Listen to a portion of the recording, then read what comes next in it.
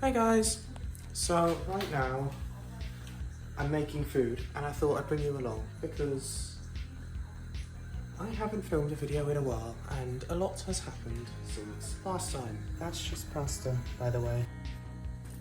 Okay, so first things first, we're going to do cheese. I've got cheddar, parmesan and some mozzarella in here, which I'm going to cut up and I'll talk to you guys about everything that's been... Okay, so first and most obviously, I am in full femme. And that's because I am not cis, as it would turn out. Most people already knew this before I did, but I didn't, and I found that out about myself. So there's the first development. And the second development is I've realised just how much partying and raving has improved my life, which I'll elaborate on. My coming out. So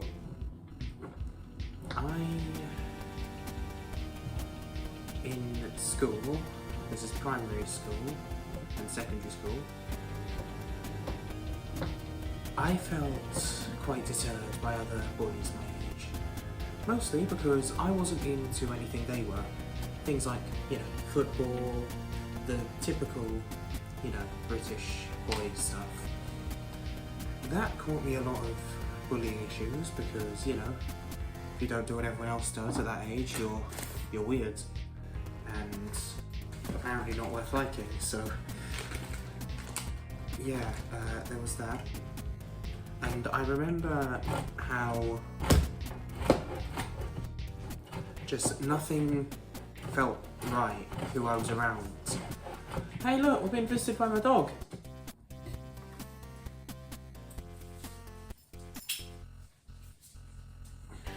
Say hello, Pepe. Say hi. Say hi. Woof.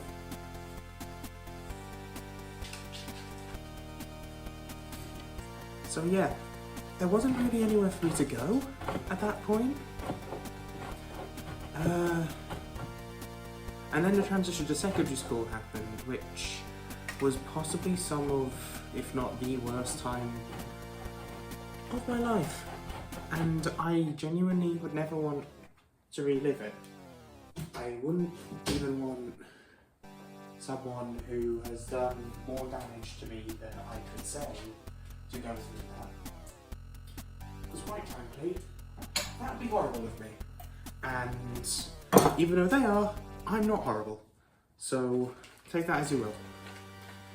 But yeah, so I went into secondary school and that's when I began to experiment with myself a lot.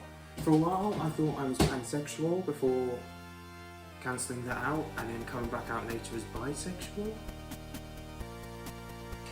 And for a while before, I also thought I was, trans, and later on I come out as gender fluid, but very obviously more feminine leaning. So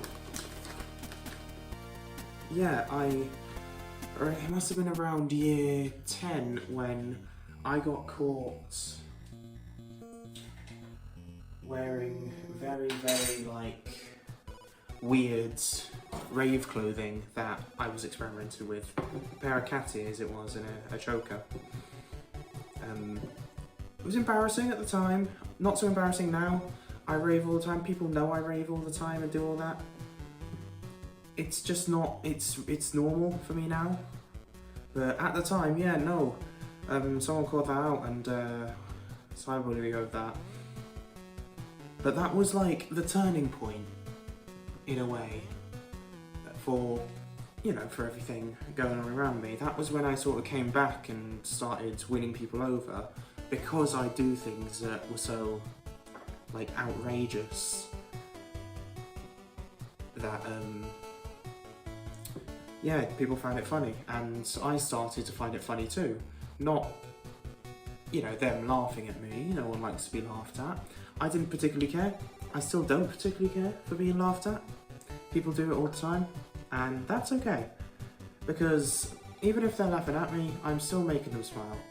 And that's my goal at the end of the day. I started to approach things with more of that mindset. And it started to sort of get better. And because it started to get better from that point, I became more comfortable just doing things. Like, the second I got out of secondary school, first of all, I was king of prom because I wore a purple Yoshikage Kira suit and danced to Smack That by Akon and Billie Jean and, you know, all the party songs. And yeah, I still have the recordings from that. It was one of the best evenings, I should say, that I went to. And following that, I immediately dyed my hair and started dressing more emo, like with, you know, hair over the eye, that sort of thing, growing my hair out. Yeah, and then in 2023, I had a little break. Not a break like a break away from things, a break as in a mental break, which changed a lot of things for me. Namely, how involved I was in, you know, my communities and so on. So, because I was like getting more involved, I was 17 at the time. So, you know, going on to 18, you go on to adult, and I'm coming out of this just pit of hell as well. I didn't want to take it. I wanted to actually get things sorted, and I did get things sorted. You know, I started dressing boldly, talking boldly. You know, just talking to people, going out when I can. You know, all of that. And even though I still do have a lot of problems that often make living quite difficult, I feel like I can work through them. Just a second, the pasta's ready, we're gonna put things in. I think somebody might want a piece of cheese, guys, but I can't imagine who. Here you go. Merry Christmas. Milk, butter, cheese. Come on. Now we just mix it up. But yeah, so after I started getting out more, I saw more people just doing what they wanted, got into raving, and that helped me realise when I saw other people, you know, other like trans people going out and doing their thing, that made me realise, like, shit, I wish I had the confidence to do that. So I got the confidence to do that, and yeah. End of the day, you can't like change who you are, but you will constantly change.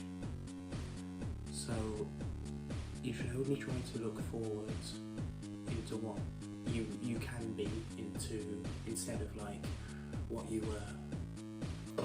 Right, so I've made mac and cheese in the Kraft style, but with actual ingredients. It doesn't look very good. It doesn't smell very good either, and it looks like it's covered in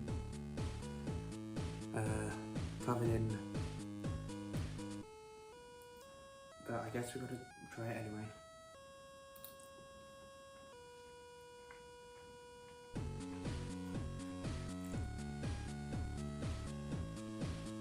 It's actually not that bad. Definitely not my favourite thing though.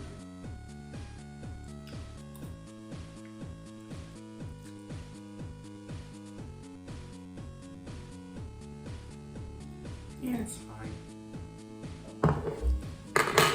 Moral of that story, never cook mac and cheese the Kraft way, unless it's Kraft mac and cheese. Anyway, that's going to be it for now. Bye guys.